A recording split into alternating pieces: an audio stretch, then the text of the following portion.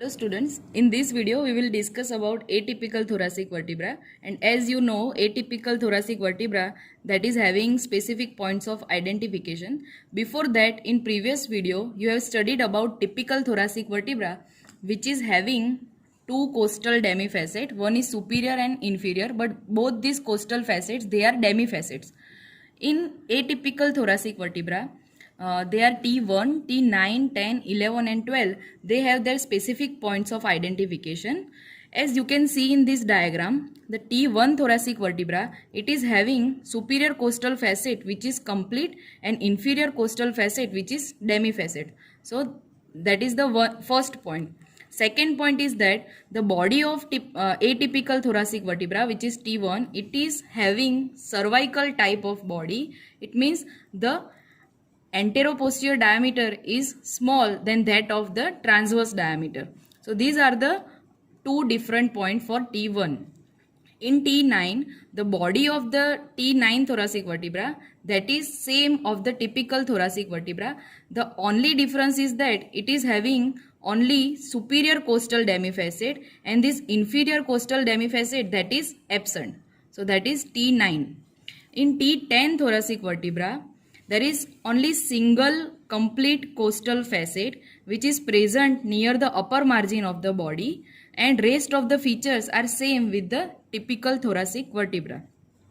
In T11 and T12, I have told you in previous video also, the T11 and T12 is having no facet at the transverse process, but T11 is having complete costal facet at the side of the body which is encroaching towards the pedicle, but it is having no facet at the transverse process. So T10 and T11, it can be differentiated by only one feature, that T10 is having complete costal facet at the transverse process and T11 is having absence of the costal facet at the transverse process. So that is T11. T12 is having complete costal facet which is nearer to the inferior vertebral notch, and the transverse process is very short in the form of three tubercles: superior, lateral and inferior tubercle. So these are the differentiating points for the atypical thoracic vertebra. Now we will correlate these points in the each bone. So now we will correlate these points in bone. So this is T1 thoracic vertebra.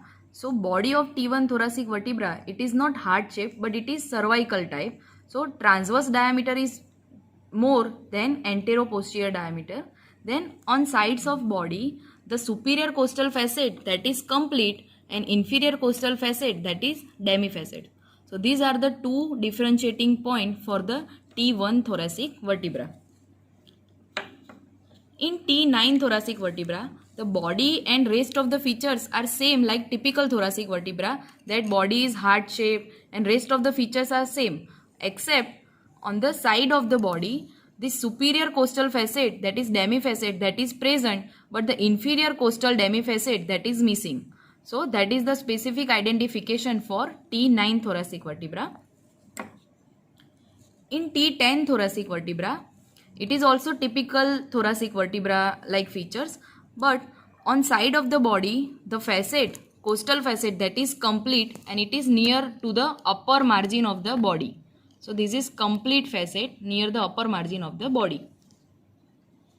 In T11, there is also complete costal facet on the side of the body which is encroaching towards the pedicle, but there is absence of the facet at the transverse process. Here you can see there is absence of the facet at the transverse process, but in T10 there is a presence of the facet at the transverse process.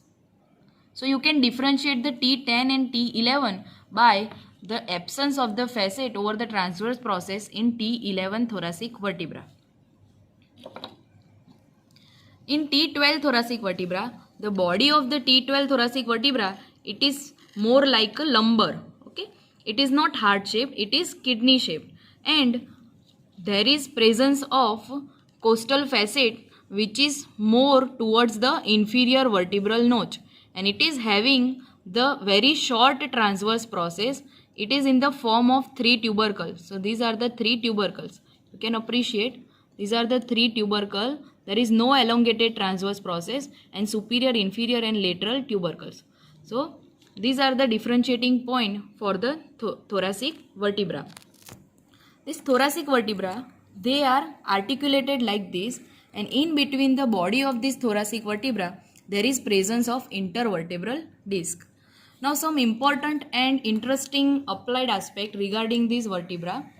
So if there is failure of the fusion of this lamina, both side lamina, failure of the fusion, that leads to spina bifida. Matlab bifid spine is there and gap in between the two lamina. And sometimes the body of thoracic vertebra that develops from two primary centers of ossification. So if one of the center it fails to develop, so that leads to the formation of hemivertebra. Then I have told you about the intervertebral disc which is present between the two body, and that is the secondary type of cartilaginous joint.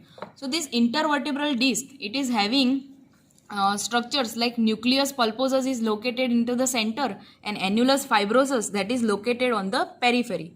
So in advancing age, so if there is a degenerative changes are there, so even if with the minor trauma, this annulus fibrosus that will get rupture and this nucleus pulposus that will propulsed out. So that propulsed nucleus pulposus that will compresses the spinal nerve roots which are coming out through this intervertebral foramina. So because of the compression of that spinal nerve root, that will lead to excruciating radiating pain into the distribution of the nerves. In this diagram you can see this is the vertebral foramina and spinal cord passes through this vertebral canal.